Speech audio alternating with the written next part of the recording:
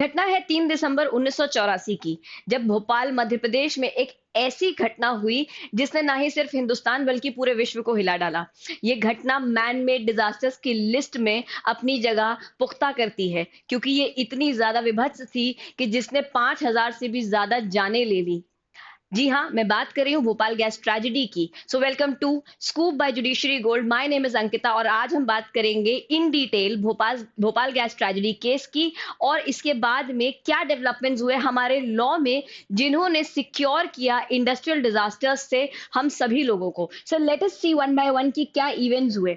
सो एक union carbide India limited करके एक प्लांट था, जो कि यूएसए बेस्ड कंपनी का जो पेरेंट कंपनी थी वो यूएसए बेस्ड थी। उसी की एक सब्सिडरी कंपनी थी यूनियन कार्बाइड नाम से। और ये प्लांट बेसिकली फर्टिलाइज पेस्टिसाइड्स बनाता था।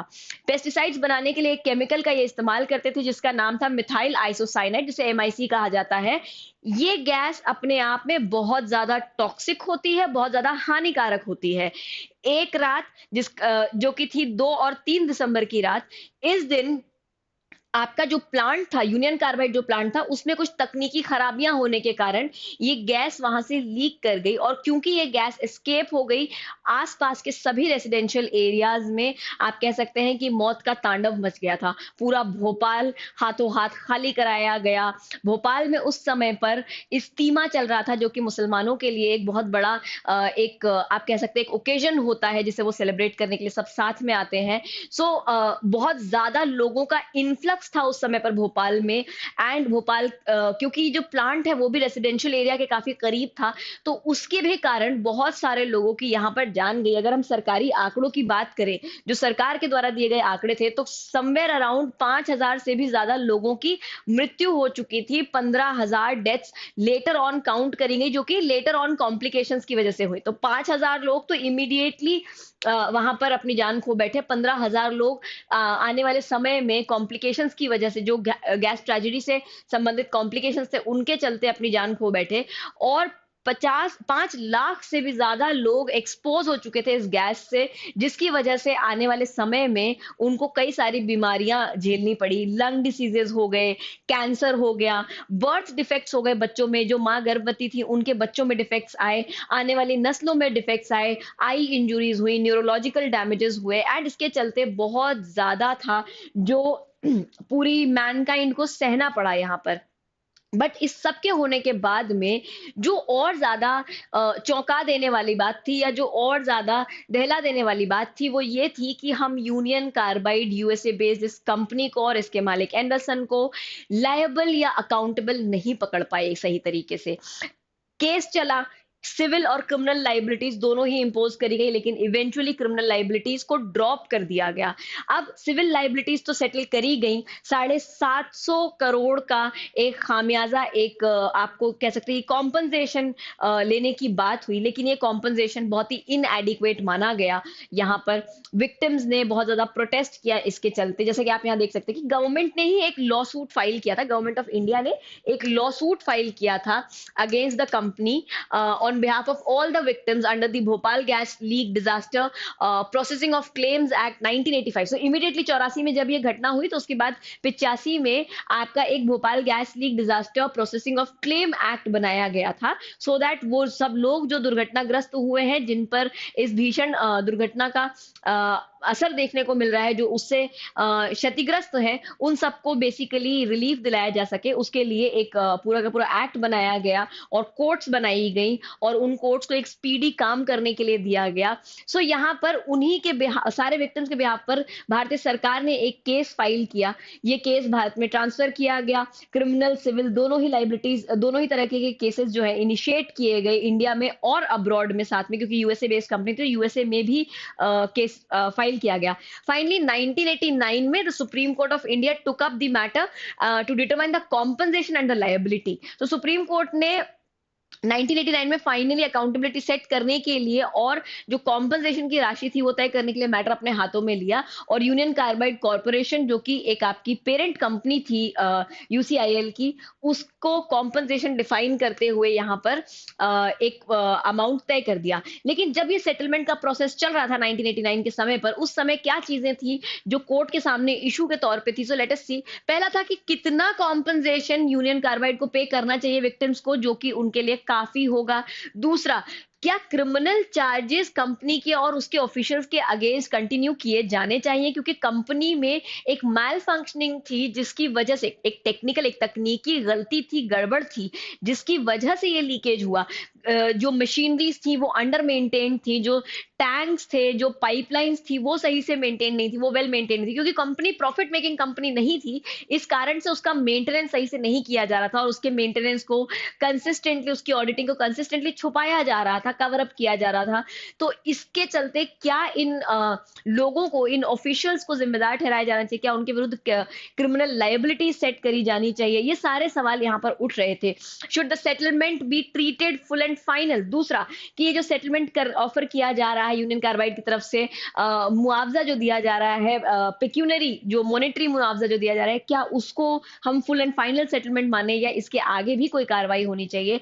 खैर, सुप्रीम कोर्ट ने अपना फैसला देते हुए अप्रूव कर दिया कि ये जो सेटलमेंट हुआ है मुआवजे का, ये फुल एंड फाइनल है, एंड फाइनली यूनियन कार्बाइड को 750 करोड़ रुपए कॉम्पनसेशन के तौर पर देने के लिए ऑर्डर किया गया।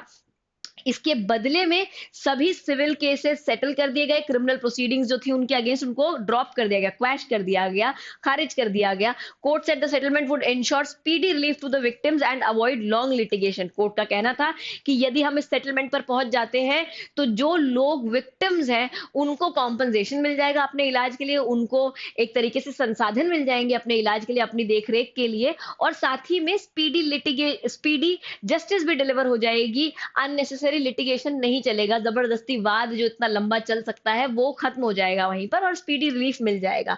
लेकिन जनता इस बात से खुश नहीं थी। After all so many people lost their lives, and उसके बाद में जो लोगों को कॉम्प्लिकेशंस हुए वो भी बहुत ज्यादा लाइफ थ्रेटनिंग थे।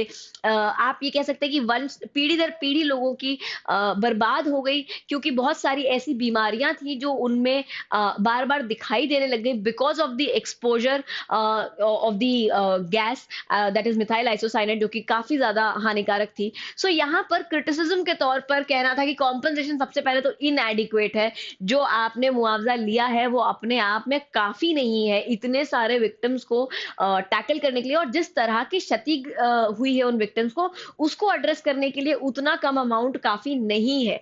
साथ ही में कहा गया कि कोई स्ट्रॉन्ग अकाउंटेबिलिटी नहीं सेट करी गई पेरेंट कंपनी के ऊपर। अगर ऐसा नहीं हुआ तो भविष्य में भी हमें यही देखने को मिलेगा कि बाहर से इन्वेस्टर्स आएंगे, बाहर से कंपनीज आएंगी, यहाँ पर एक खराब काम करेंगी, खराब तरीके का प्लान सेट करेंगी, क्योंकि उन्हें मालूम है कि वो अकाउंटेबिलिटी से बच जाएंगे एक छोटा मोटा अमाउंट पे करके। विक्टिम्स को जो बेनिफिट्स थे, जो मुआवजा था, वो बहुत लेट मिला और बहुत कम राशि मिली, बहुत लिमिटेड, सीमित रिलीफ उनको दिया गया या बेनिफिट्स उनको दिए गए। ऐसा करते करते साथ में जो सिटीजन्स थे, जो लोग थे, उनका ये कहना था कि कहीं ना कहीं सरकार ने और हमारे न्यायालय ने सिर्फ क्विक सेटलमेंट के ऊपर ध्यान दिया है कि कितनी जल्दी सेटलमेंट को निपटाया जा सके, सिर्फ इस बात पर ध्यान दिया है। न्याय हुआ या नहीं हुआ इस बात पर तरीके से ध्यान दिया ही नहीं गया है। India needed a stronger liability doctrine for hazardous industries. कहीं ना कहीं ये बात सामने आई प्रमुख तौर पे कि भारत में एक अकाउंटेबिलिटी सेट करने के लिए इंडस्ट्रीज पे और इंडस्ट्रियलिस्ट पे, जो कि हजार्डस सब्सटेंसेस के साथ में डील कर रहे हैं, उनके ऊपर एक स्ट्रॉन्ग लायबिलिटी सेट करने के लिए, अकाउंटेबिलिटी सेट करने के लिए हमें एक स्ट्रॉन्ग मैकेनिज्म चाहिए, जो हाल फिलहाल तो हमारे पास नहीं है। तो ये सारी बातें क्रिटिसिज्म के तौर पर आपको देखने के लिए मिली। एंड इससे पहले कि मैं नेक्स्ट टॉपिक पे जाऊं, मैं एक और सजेशन भी दे देती हूँ। जो लोग भोपाल गैस ट्रेजेडी के बारे में नहीं जानते या सुना है, बट कितना भीषण था वो ट्रेजेडी, अगर आप नहीं जानते हैं उस भोपाल गैस कांड के बारे में, तो नेटफ्लिक्स के ऊपर कुछ सीरीज है रेलवे मैन करके। वो एक तरफ का कवरेज है कि रेलवे के दृष्टिकोण से कवरेज है कि किस तरीके से उन्होंने भोपाल गैस ट्रेजेडी के समय पर क्या चीजें मैनेज करी, कितने लोग थे जो स्टेशन पर थे, कितने लोग थे जो ट्रेनों से आ रहे थे क्योंकि स्टीमा था, ठीक है, है। सो अभी भी इस्तीमे का समय चल रहा है भोपाल में, तो कितने सारे लोग थे जो इस्तीमे की वजह से आने वाले थे, कितने लोग थे जो बाहर को ट्रैवल कर रहे थे, ट्रेन्स थी जो भोपाल से होकर के गुजरती। सो उन सबको रोकना, लोगों को बचाना, और जो भी सारी चीजें थी, और क्या असर हो रहा था, कितनी दूर दूर तक असर फैला था, आफ्टर इफेक्ट्स क्या थे इस भोपाल गैस ट्रेजेडी के, जो बच्चों का जन्म हुआ बाद में, जो माएँ प्रेग्नेंट थी उनके बच्चों पर क्या असर हुआ, ये सारी चीजें बहुत छोटे छोटे आप कह सकते हैं कि पार्ट्स में उस मूवी के अंदर दिखाई गई है। सो अगर आप इसकी भीषणता या कितना गहरा असर हुआ इस ट्रेजेडी का पूरे भोपाल के ऊपर अगर आप देखना चाहते हैं, तो आप एक one such movies railway man, जो कि नेटफ्लिक्स या प्राइम के ऊपर अवेलेबल है, सो आप वो देख सकते हैं। अब हम बात करते हैं एक और ऐसे ही बहुत इंपॉर्टेंट केस की। ये दोनों केसेस अलग हैं अपने आप में, दो अलग जगहों पर घटित हुए हैं। दोनों का टाइमलाइन अलग है। 84 में दिसंबर 2 और 3 दिसंबर की रात 1984 में भोपाल गैस ट्रेजेडी हुई थी भोपाल मध्य प्रदेश के अंदर, और 1986 में 1985 में basically MC Mehta versus union of India का केस हुआ था, जो कि था Shriram food and fertilizer industries के अंदर ओलियम गैस लीकेज के चलते। ठीक है, सो जगहें अलग अलग थी, जो इंडस्ट्रीज थी वो अलग अलग तरह की थी, जिस तरीके का जो गैस वो यूज करते थे, केमिकल वो यूज करते थे, दोनों जगह पर अलग अलग था।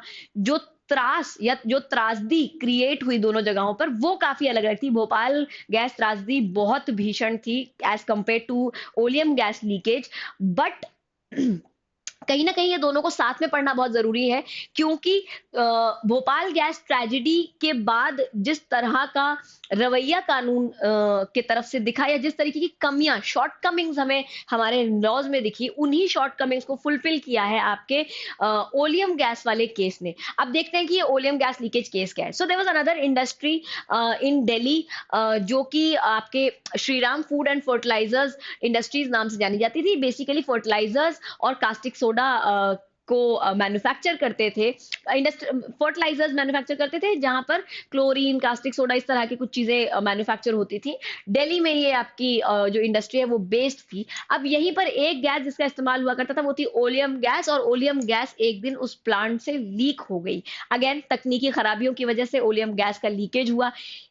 पास ही में एक कोर्ट थी, वहां पर एक लॉयर जो काम कर रहे थे, उनकी इस एक्सपोजर से मृत्यु हो गई। बहुत सारे लोगों को हॉस्पिटलाइज किया गया, बट अगर हम डेथ देखें तो डेथ एक ही था, जबकि भोपाल गैस त्रासदी में 5,000 लोगों से भी ज्यादा लोगों की मृत्यु हुई थी इमीडिएटली, और 15,000 लोग जो आफ्टर इफेक्ट में गए वो तो अलग बात थी, और फिर जो सालों तक असर चलता रहा, बीमारियां लोगों में हो गई, वो अलग चीज थी। यहाँ पर एक लॉयर की डेथ हुई। इसके चलते एमसी मेहता, जो कि पब्लिक इंटरेस्ट लिटिगेटर और एक एनवायरमेंटलिस्ट है, उन्होंने यहाँ पर एक लिटिगेशन एक पीआईएल फाइल किया कोर्ट के अंदर, एंड उन्होंने सवाल किया देश के कानून से कि ऐसी इंडस्ट्रीज जो इस तरह के कामों में एंगेज हैं, जो इस तरह के केमिकल्स यूज कर रही है, इस तरह के सब्सटेंसेस यूज कर रही है जो कि अपने आप में हजार्डस हैं, इनकी क्या अकाउंटेबिलिटी होनी चाहिए। अभी अभी भोपाल गैस लीकेज में सब बच गए हैं, कहीं ऐसा ना हो कि यहाँ पर भी लोग बच जाए। कॉम्पनसेशन क्या होना चाहिए, प्रोटेक्शन एनवायरमेंट के प्रति क्या होना चाहिए। आफ्टर ऑल हमारी जिम्मेदारी एज सिटीजन हमारी प्रकृति की तरफ भी है, हमारे नेचर की तरफ भी, हमारे एनवायरमेंट की तरफ भी है, पब्लिक हेल्थ की तरफ भी है। सो यहाँ पर उन्होंने जो केस फाइल किया वो उसको that is famously known as the oleum gas leakage case also, and the MC Mehta versus union of India case 1986। यहाँ पर जस्टिस पीएन भगवती बेंच पर थे, जिन्होंने पीआईएल को डिसाइड किया था। यहाँ पर जो प्राइमरी इश्यूज थे कोर्ट के सामने, सबसे पहला था what is the liability of industries engage in the hazardous activities when an accident occurs. Court से जो सबसे पहला सवाल पूछा गया वो यही था कि अगर किसी इंडस्ट्री में इस तरह का एक्सीडेंट हो जाता है तो अकाउंटेबिलिटी क्या है, हम क्या कर सकते हैं, उस इंडस्ट्री को हम किस तरीके से अकाउंटेबल बना सकते हैं, क्योंकि जनता को तो क्षति पहुंच चुकी, प्रकृति को तो क्षति पहुंच चुकी। उसके बाद में is the traditional rule of strict liability, जो कि रायलैंड वर्सेस फ्लेचर टॉर्ट का एक बहुत फेमस कॉन्सेप्ट है। स्ट्रिक्ट लायबिलिटी, जहां पर किसी एक व्यक्ति को जो कि हजार्डस सब्सटेंसेस से डील कर रहा है उसको अकाउंटेबल होल्ड किया जाता है उसकी गलती के लिए, लेकिन अगर there is some intervening force कि एक्ट ऑफ गॉड हो गया, या कहीं पर जो प्लेंटिफ है यानी कि जो विक्टिम है उसी के पार्ट पर कोई नेग्लेक्ट था, तो उन परिस्थितियों में जो स्ट्रिक्ट लायबिलिटी है वो बचा लेती है उस व्यक्ति को जिसने ये डेंजरस सब्सटेंस या डेंजरस इंडस्ट्री में एंगेज किया हुआ है खुद को।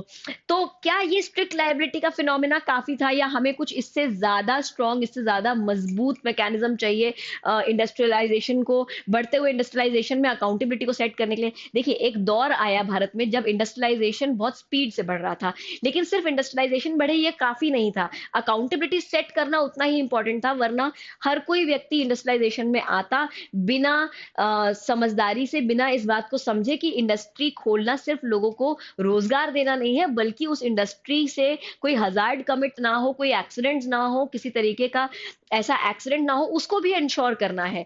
तो यहाँ पर क्या हमें स्ट्रिक्ट लाइबिलिटी से काम चल जाएगा, या हमें और एक ज्यादा कॉन्क्रीट मैकेनिज्म चाहिए इन सारी चीजों पे अकाउंटेबिलिटी सेट करने के लिए? और तीसरा सवाल था, can the court create a new standard for India considering modern industrial activities? So as I said कि इंडस्ट्रियल एक्टिविटीज क्योंकि तेजी से बढ़ रही थी, इसीलिए क्या हमें कोई और मैकेनिज्म चाहिए? क्या कोर्ट्स के पास पावर है इस तरह के मैकेनिज्म को क्रिएट करने की? अब देखते हैं कि क्या हुआ as a result of this judgement. This judgement is very important, very landmark when we talk about environment law, when we talk about law of torts, क्योंकि इसने एक अपने आप में एक नया अकाउंटेबिलिटी का स्टैंडर्ड सेट किया, which is called absolute liability. Supreme court ने अपने जजमेंट में एब्सोल्यूट लायबिलिटी का कॉन्सेप्ट अपहोल्ड किया. अब एब्सोल्यूट लायबिलिटी क्या होती है हम आगे बात करेंगे. It says if an enterprise is engage in hazardous और inherently dangerous activities and harm results, it is absolutely liable to compensate, no exception is allowed. यानी कि कुछ भी हुआ हो, आपको कोई अपवाद नहीं मिल सकता. आप एक डेंजरस सब्सटेंस के साथ डील कर रहे हैं, आप एक हजार्डस काम कर रहे हैं, आप एक इनहेरेंटली डेंजरस एक्टिविटी कर रहे हैं जिसके परिणाम डेंजरस हो सकते हैं, हजार्डस हो सकते हैं, और ये बात आप जानते हैं.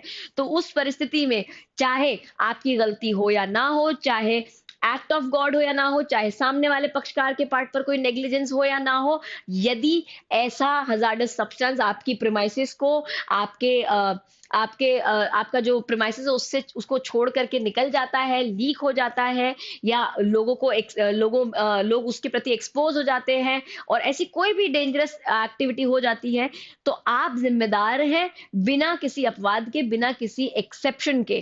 Compensation must be link to the size and capacity of the enterprise. दूसरी जो बहुत इंपॉर्टेंट बात कोर्ट ने कही वो ये कही कि क्या क्षति पहुंची है उसको तो देखना ही है, लेकिन उससे ज्यादा हमें ये देखना है कि जिस इंडस्ट्री की वजह से क्षति हुई है उस इंडस्ट्री की कैपेसिटी क्या है, उस एंटरप्राइज का साइज और कैपेसिटी क्या है. जितना ज्यादा बड़ा कंपनी है, जितनी ज्यादा बड़ी कंपनी होगी, उतना हायर कॉम्पनसेशन, उतनी ज्यादा रिस्पॉन्सिबिलिटी आपको उन पर इंपोज करनी पड़ेगी. साथ ही में कोर्ट का कहना था, courts have the power under article 32 to award compensation. Right to life under article 21. Now very important thing, right to life under article 21 includes the right to live in a safe environment. Supreme court ने clearly इस बात को lay down किया, यानी कि article 21 को भी expand करते हुए कहा कि भारत में रहने वाले हर एक व्यक्ति को आर्टिकल 21 ये गारंटी करता है कि उसे ना ही सिर्फ जीने का अधिकार है, बल्कि उसको सेफ एनवायरमेंट में जीने का अधिकार है.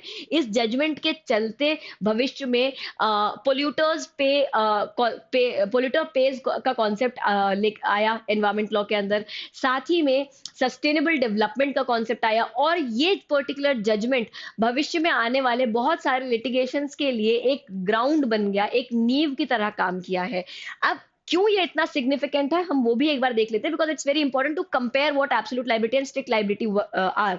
Strict liability on one hand basically says कि अगर कोई एक्ट ऑफ गॉड है, प्लेंटिफ की गलती है या कुछ भी ऐसा है, तो उस सिचुएशन में जो व्यक्ति है जिसकी पास हजार्डस इंडस्ट्री थी, हम उसको अकाउंटेबिलिटी से बचने देंगे, हम उसको एक्सेप्शन दे देंगे, अपवाद दे देंगे. ठीक है, जिस तरीके से आईपीसी में जनरल एक्सेप्शंस काम करते हैं, बीएनएस में कि प्राइवेट डिफेंस में किसी की मृत्यु कारित कर दी आपने, तो वो हत्या नहीं कहलाएगी, वो मर्डर नहीं कहलाएगा, है ना, आप पनिशमेंट से बच जाएंगे. तो उसी तरीके से स्ट्रिक्ट लायबिलिटी भी आपको कुछ एक्सेप्शंस देता है, जहां पर यदि आपने साबित कर दिया कि ये एक्सेप्शन था, तो आपको उतना ज्यादा अकाउंटेबल नहीं माना जाएगा, आपको उतना ज्यादा कॉम्पनसेशन नहीं पे करना पड़ेगा. जबकि एब्सोल्यूट लायबिलिटी कहता है no ifs and buts. If you are dealing with something which is dangerous, hazardous, inherently can cause a dangerous situation, then आपका प्रीमाइसेस जैसे ही उस सब्सटेंस ने छोड़ा, आप जिम्मेदार हैं, चाहे किसी की भी गलती से वो सब्सटेंस आपके प्रीमाइसेस के बाहर चले गया हो. ठीक है, दूसरा, ये 19th सेंचुरी का बेस्ड रूल था, ये मॉडर्न इंडिया रूल है। सो एब्सोल्यूट लायबिलिटी हमने किसी से लिया नहीं, रायलेन वर्सेस फ्लेचर हमने इंडिया, जो स्ट्रिक्ट लायबिलिटी वो रायलेन वर्सेस फ्लेचर हमने यूएस से लिया था, यूके से लिया था, ब्रिटिश लॉ से लिया था, जबकि ये हमने भारत में अपना स्वयं का एक नियम बनाया, एक कानून बनाया। Focuses on the defendants fault, जबकि ये focuses on the risk created by the enterprises. यहाँ पर आप किसी एक इंडिविजुअल की गलती पे फोकस करते हैं, जबकि जो एब्सोल्यूट लायबिलिटी का डॉक्ट्रिन है या एब्सोल्यूट लायबिलिटी का जो फंडामेंटल है, वो एंटरप्राइजेस, बड़ी बड़ी इंडस्ट्रीज, कंपनीज, एंटरप्राइजेस जिस तरीके के रिस्क के साथ डील कर रही है उस पर फोकस करती है। उसी के साथ में यहाँ पर आर्टिकल 21 को तो एक्सपैंड किया ही पोल्यूशन फ्री एनवायरमेंट के लिए और ऐसे लॉज के लिए एक नींव बना दिया इस पूरे के पूरे जजमेंट ने। So that is, it is very important. Unfortunately हम भोपाल गैस त्रासदी जो कि पहले हुई थी आपके ओलियम गैस लीकेज के पहले, तो हम उसमें तो एब्सोल्यूट लायबिलिटी नहीं इंपोज कर पाए एंडरसन और पूरी यूनियन कार्बाइड कॉर्पोरेशन के ऊपर। बट उसी वॉइड को देखते हुए एमसी मेहता साहब ने ओलियम गैस लीकेज के केस में अकाउंटेबिलिटी सेट करवाने के लिए, एब्सोल्यूट लायबिलिटी के फंडामेंटल को अपहोल्ड करने के लिए और नए कानून की व्यवस्था को लाने के लिए ये लिटिगेशन किया, जो आज की तारीख में बहुत इंपॉर्टेंट साबित होता है। सो इसी के साथ में स्कूप के इस एपिसोड को मैं एंड करती हूँ। If you have any more suggestions you can let me know in the comment section below. And today that is the 2nd of December, सो आज और कल, बेसिकली आज की मिडनाइट को ही भोपाल गैस त्रासदी हुई थी। सो जो भी लोग इस एपिसोड को देख रहे हैं, जो भी लोग इस वीडियो को देख रहे हैं, please pray for all the souls who departed in this accident, जिनकी जान चली गई इस घटना में, उन सभी की आत्मा की शांति के लिए प्लीज एक बार के लिए जरूर प्रे कीजिएगा। And let us be very responsible so that ऐसी कोई भी घटना आने वाले समय में हमारे देश में या किसी भी देश में ना हो। Bye guys, make your day great, have a nice day.